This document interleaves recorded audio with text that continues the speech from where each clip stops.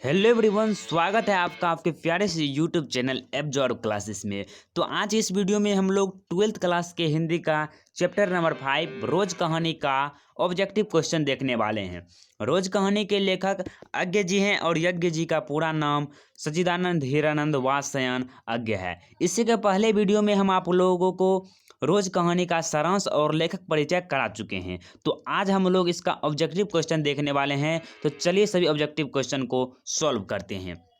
तो इसमें देखिए फर्स्ट ऑब्जेक्टिव क्वेश्चन क्या कर रहा है कि अज्ञ जी के पिता का नाम क्या है। तो अज्ञ जी के पिता का नाम जो है डॉक्टर हीरानंद शास्त्री है। और जाके अज्ञ जी के जो पूरा नाम है कि सच्चिदानंद हीरानंद वात्स्यायन अज्ञ, तो हीरानंद उसके नाम में भी आता है। तो इसका हो जाएगा डॉक्टर हीरानंद शास्त्री इसके पिताजी के नाम थे। उसके बाद देखिए दूसरा प्रश्न है कि रोज शीर्षक कहानी के लेखक कौन है। तो रोज शीर्षक कहानी के लेखक अज्ञ जी हैं। फिर है रोज कहानी की नायिका कौन है। तो रोज कहानी की नायिका मालती है। और मालती का एक पुत्र है जो हमेशा चिड़चिड़ा रहता है, सोता हुआ रहता है या रोता हुआ रहता है, उसका नाम टीटी है। और इसके पति एक डॉक्टर हैं जिसका नाम महेश्वर है। और यह भी पूछा जाता है कि उसका पति एक डॉक्टर था और किस बीमारी का इलाज करता था। तो गैंग्रीन नामक बीमारी का इलाज करता था। और गैंग्रीन नामक बीमारी जो है वह कांटा चुभने की वजह से हो जाया करता था। और अगर किसी व्यक्ति में हो जाता है तो अगर उसके पैर में मान लीजिए हो गया, तो अगर समय पर उसका इलाज नहीं होता है तो उसको पैर को ही काटना पड़ जाता था। इतना खतरनाक बीमारी है गैंग्रीन। और इस शीर्षक का नाम जो पहले आप यहाँ पर रोज देख रहे हैं, और पहले इसका नाम गैंग्रीन ही था, बाद में बदलकर इसे रोज कर दिया गया।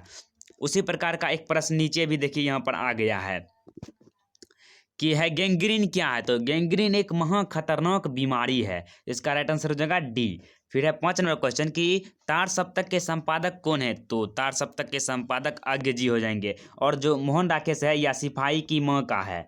फिर चंद्रधर शर्मा गुलेरी, तो यह उसने कहा था का लेखक है। फिर है बालकृष्ण भट्ट, तो यह बातचीत निबंध के लेखक हैं। तो इस तरह से आपका पूरा क्लियर हो गया कि चारों कौन कौन से पाठ के लेखक हैं। तो तार सप्तक के संपादक हो जाएंगे इसमें अज्ञ जी। उसके बाद के नेक्स्ट क्वेश्चन है 6 नंबर का क्वेश्चन क्या कर रहा है कि किस रचनाकार की पंक्तियां हैं। नारी स्वप्न है, नारी सुगंध है, नारी पुरुष की बाह पर झूलती हुई जूही की माला है। तो यह जो पंक्तियां हैं यह अर्धनारीश्वर पाठ का है, लेकिन रोज कहानी में दे दिया गया है। आपको टेंशन लेने की कोई आवश्यकता नहीं है। आपको इसका आंसर अज्ञ जी नहीं लगाना है, बल्कि अर्धनारीश्वर के लेखक रामधारी सिंह दिनकर हैं। तो यह पंक्ति रामधारी सिंह दिनकर से लिया गया है, उसके अर्धनारीश्वर से लिया गया है। तो इसका राइट आंसर आपका हो जाएगा डी, रामधारी सिंह दिनकर। उसके बाद अज्ञ किस वाद से संबंधित है। तो अज्ञ जी जो हैं वह प्रयोगवाद से संबंधित है। यह भी ऑब्जेक्टिव क्वेश्चन आपको याद रखना पड़ेगा, यह भी महत्वपूर्ण है। उसके बाद देखिए 8 नंबर का क्वेश्चन है, इसके संपादन से भी रिलेटेड क्वेश्चन रहते हैं। तो अज्ञ ने घर में किस हस्तलिखित पत्रिका का संपादन किया था। तो वह आनंद बंधु नाम के हस्तलिखित पत्रिका का संपादन किया था। फिर अज्ञ ने 3 सप्तकों, प्रथम सप्तक, द्वितीय सप्तक और तार सप्तक जो है ना, इसकी रचना किया था। और काव्य संकलन का वह क्या किया था। तो वो उसका संपादन किया था। तो इसका राइट आंसर हो जाएगा बी। फिर है मालती के पति का नाम क्या था। पहले भी बताए थे, याद कीजिए मालती के पति क्या थे। तो वह एक डॉक्टर थे। और है मालती महेश्वर की संतान का नाम क्या था। टीटी, याद रखना आपको टीटी। उसके बाद देखिए नेक्स्ट क्वेश्चन है, नदी के द्वीप किसकी रचना है।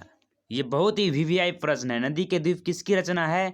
तो नदी के द्वीप जो है ना यज्ञ जी की रचना है। फिर यज्ञ जी का जन्म कब हुआ था। तो अज्ञ जी का जन्म जो है 7 मार्च 1911 ईस्वी को हुआ था। कहाँ हुआ था। कुसैया कुशीनगर उत्तर प्रदेश में हुआ था इनका जन्म। 14 नंबर का प्रश्न क्या कर रहा है कि अज्ञ की पहली कहानियां किस पत्रिका में प्रकाशित हुई है। तो उसकी जो है ना पहली कहानी स्कॉडर पत्रिका सेवा में प्रकाशित हुई थी।